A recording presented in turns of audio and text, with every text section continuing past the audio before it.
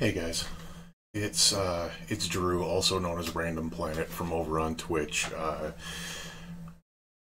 Usually I am a streamer and a gamer over there. I've done some small stuff over on YouTube, but I think this is finally the time to be able to actually start talking about something that I've been dealing with for quite a while now, since May of this year. So it's been about 4 months now, and that is kind of just going through the story and kind of talking about maybe a little bit of therapeutic way for myself, maybe therapeutic way for others. I'm going to start talking about and kind of just going through the stories about what's been happening with my diagnosis of MS, multiple sclerosis. Um, it, to tell a story, it's one of those things that I need to kind of go back a little bit further than I originally first intended. It's back in February 21st, 2019. I suffered a slip and fall accident in the freezer at work and suffered what is considered a traumatic brain injury, a very serious concussion. And I had lots of problems with balance and head issues and lightheadedness and everything else. And then going on with that, we were going through tons of different appointments with the Traumatic Brain Injury Clinic, the TBI clinic at the Mayo Clinic in Rochester, Minnesota. And I ended up going to an appointment one day after having some issues, the couple of days before that, and this was in May at this time. And I had a little bit of an issue. I sat down on the edge of my bed one day to be able to do something or another, turn on the TV or just, take my socks off or whatever it was.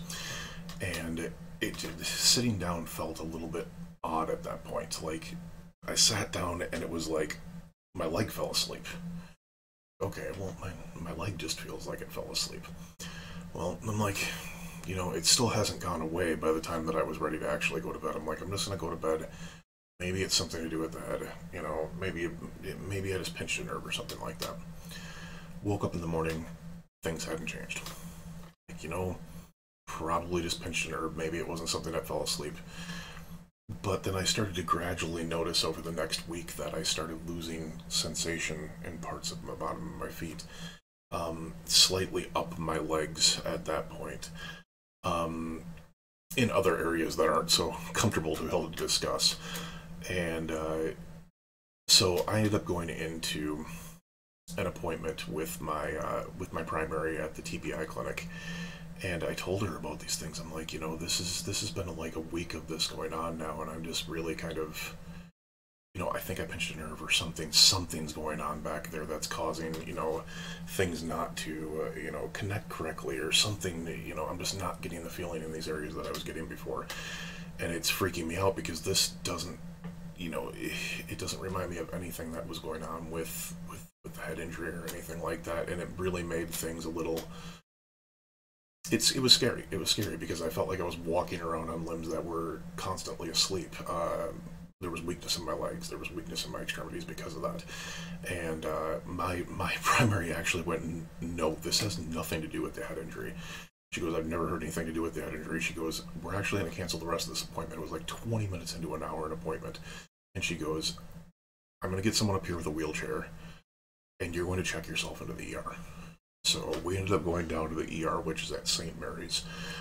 Luckily, it was connected to the same building, so there was no travel. Like, they literally just got me in a wheelchair and they rolled me down there. And being that they called ahead on, it was one of those things where I wasn't waiting for hours in the emergency room, like waiting room and stuff like that. They got me back into a room, got back into like one of their little, like room where they check your blood pressure and everything else, and they get everything set up over there. And then they finally moved me to an actual room where they got me out of everything. They put me in a gown and everything else. And they started doing some tests and everything. And they're like, it doesn't feel like stroke. It doesn't feel like anything else. After a while, they did blood test, everything else. And they're like, all right, we want to pop you in an MRI just to be able to make sure. And of course, MRIs take forever in a day. I mean, we ended up, I think it was almost 2 hours before I finally got in the MRI. Got in the MRI, and they, about 3 hours after that, been in the hospital for 8 hours at this point.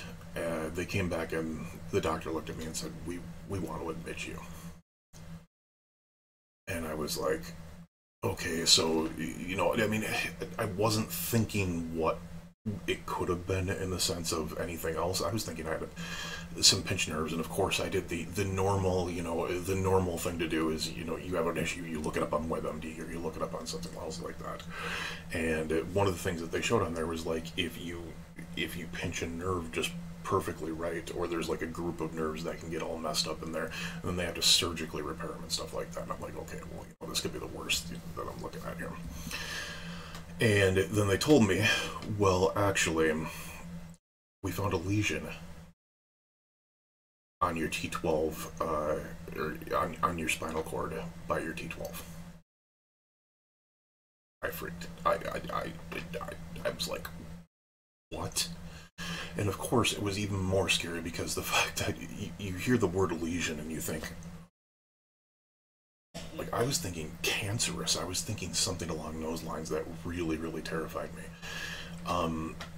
You know, and my mom has non-Hodgkin's lymphoma. There's cancer that's run through the family. I was, you know, a smoker prior to this. I had, you know, I mean, I had that injury. I was already anxious as hell because of that injury, and I was already having issues and stuff like that. And I felt like, you know, the world was falling apart at that point. And they're like, well, no, we're honestly looking at a couple of different things, but we want to get you up there. We're going to put you in a room in neurology. And you're going to be getting a lot of tests over the next couple of days because we're looking at MS. And of course, I welled up. I was terrified because, you know, you hear things about MS, and until you learn about it and realize that it's something that you can actually live with some difficulties, with, you know, some issues in the future, it's something that always sounded bad because, one, it's with you for life, you know. I mean, now I've learned so many other things about it. There's always other things to learn about it. I'm not even remotely saying that I'm an expert on this. I'm so new at this that I'm just trying to research. I'm trying to talk to people. I'm trying to figure things out myself. Talking with my doctors, figuring out the different things. We haven't got on medications yet. There's all types of things going on. And but to be able to continue the story here, they ended up moving me up to Domitella 2, which is their neurology unit, and they put me in a bed in a room, and their nurses were amazing, the doctors were amazing. I mean, they had a whole team of doctors. This is the Mayo Clinic. I mean, it was if I was going to have this diagnosis, this was the place to be able to have it because they have such a great team there, and my doctors have been amazing throughout this whole thing. And you know, they ended up loading me up on vitamin B because I had a vitamin B deficiency. They loaded me up on vitamin D because apparently it's something that's very important with it. They started doing different tests. They ended up doing MRIs of my cervical, my thoracic, and my lumbar, I believe it's called. So 3 different cuts plus the brain. And that's when they came back and told me that was basically day 2 that they ended up doing the MRIs. Day 2 and day 3 because I had a little bit of a cramping issue in the MRI the first time. And they ended up, you know, saying, well, we found a couple more lesions in your thoracic, I think the top one is. And then they found 7 lesions in my brain. Only one of them active. And that's the thing that kind of made me go, whoa, wait a second. Only one active. And they go, that's where your symptoms are coming from. Or that's what the doctor explained to me, is that would be where your symptoms come from. The other ones look like they weren't active. They might have been there for a bit. We don't know how long they were there. But they weren't active. They weren't causing symptoms. And you would have noticed if they were causing symptoms. So I mean, I was a little bit lucky because it was one of those things where things ended up happening pretty quickly.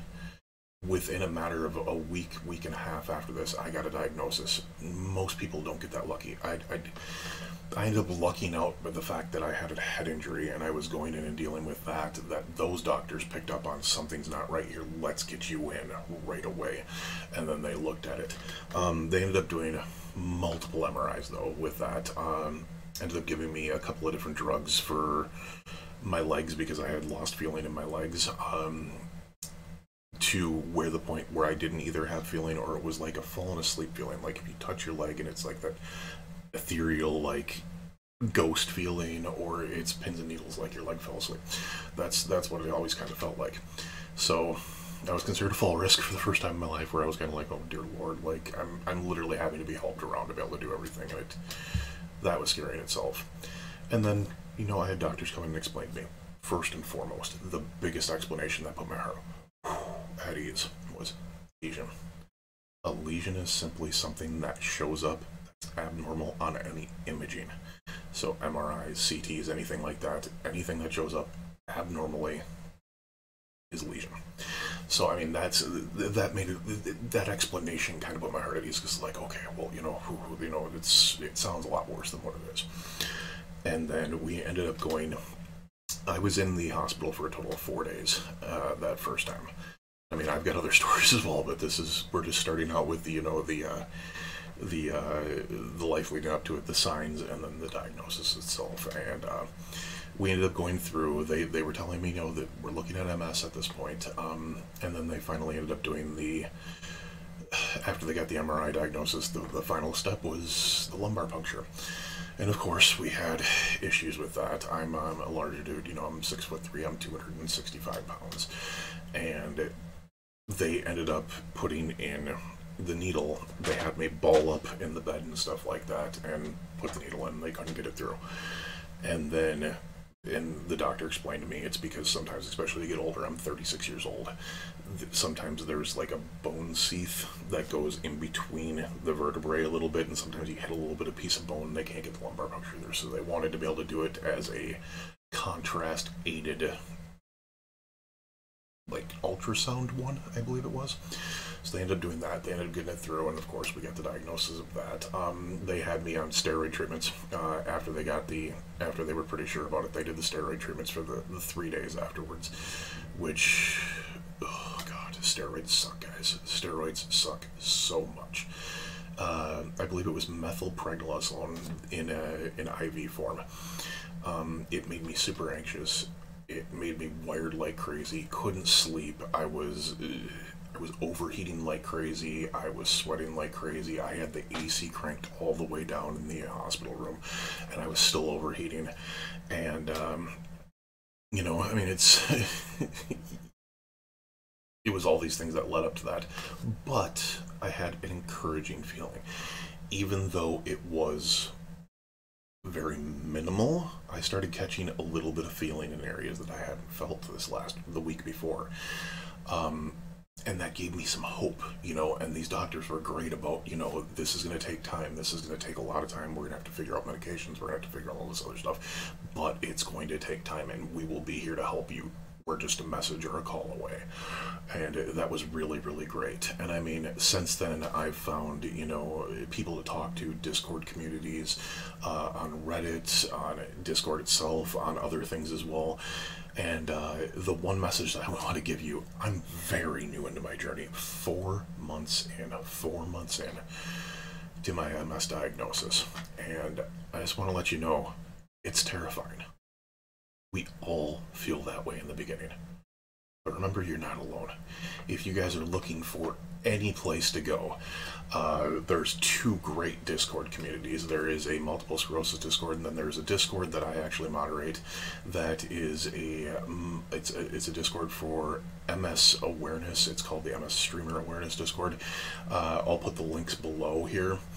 And it's you know, a great group of people that are either suffering through MS or they're looking to do a diagnosis of possibly having MS, and then people that are supporting them, just viewers and other gamers and other people in there that are supporting them, or family that are supporting them.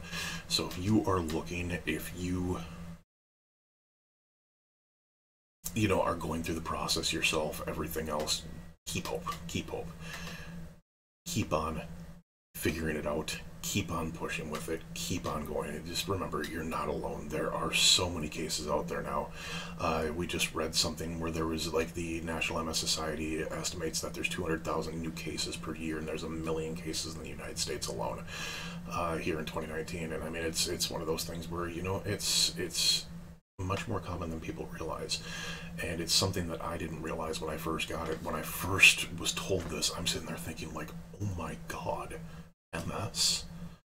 And now it's it's learning, it's talking to other people, it's being able to talk to others that know what you're going through, and having communities to be able to, you know, to be able to chit chat with and talk to, and, you know, even just talk about normal things with, talk about normal life, talk about the fact that taking a shower sucks because you can't feel your feet. So it's kind of like ice skating in there. I mean, there's all different types of stories that I can give you guys, and we will be doing that in time. I'll even just do some short videos about some difficulties with certain things that we can all relate to as well, and then I will also, you know, go through what I'm doing with appointments, and once we finally do decide on the treatments, what we're going to be doing with that, and then I might also do some updates when I actually do. I believe we're looking at like infusion treatments and stuff like that. So thank you guys very much for watching, and if you guys are interested, once again, the Discords are going to be posted below. I'll include a link to the National MS Society as well, and thank you very much for watching, and I'll make sure to be able to continue documenting this journey as we go. You guys have a fantastic day. We'll see you guys later, and remember, keep the faith, keep the hope, and keep on fighting. MS sucks, but we gotta keep on fighting it, and we gotta keep on getting the word out there. See you guys later.